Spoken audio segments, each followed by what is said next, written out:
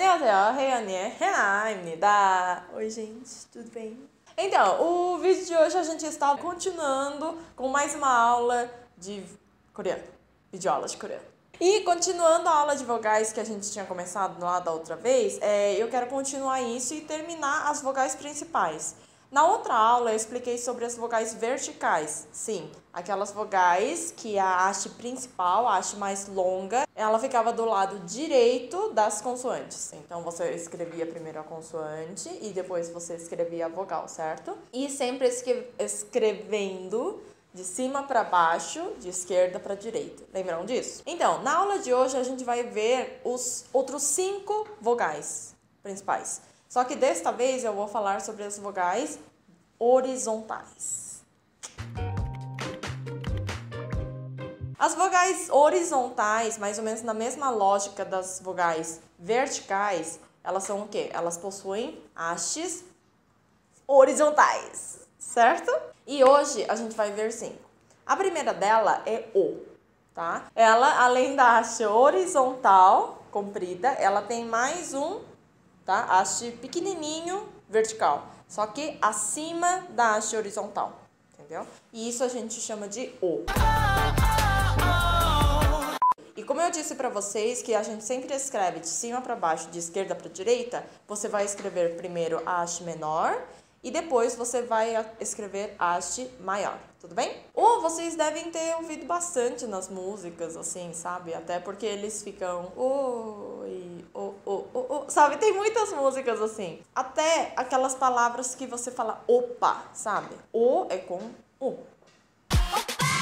A próxima vogal, ela é bem similar ao O, só que em vez de uma haste vertical pequena em cima da haste horizontal, a gente tem 2.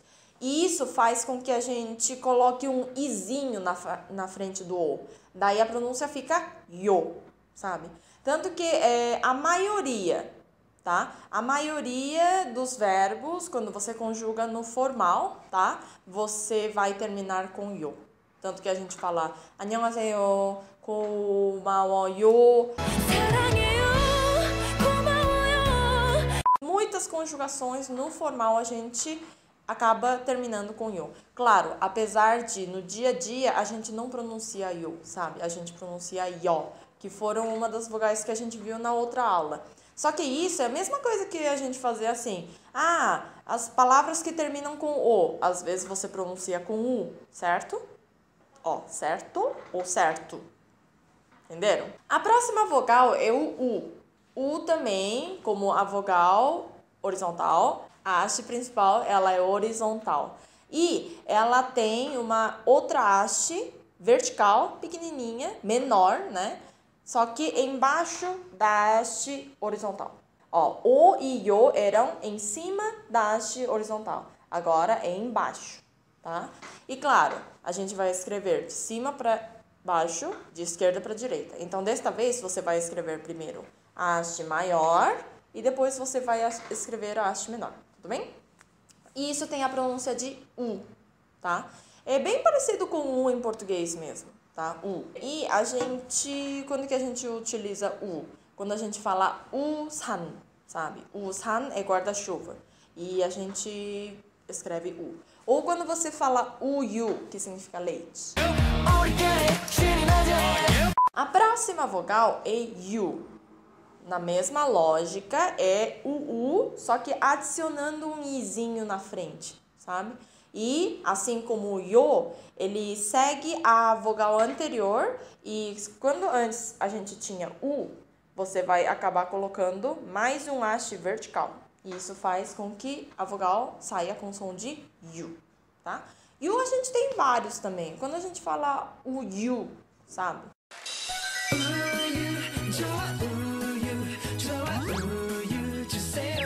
E por último, nós temos a vogal U, tá?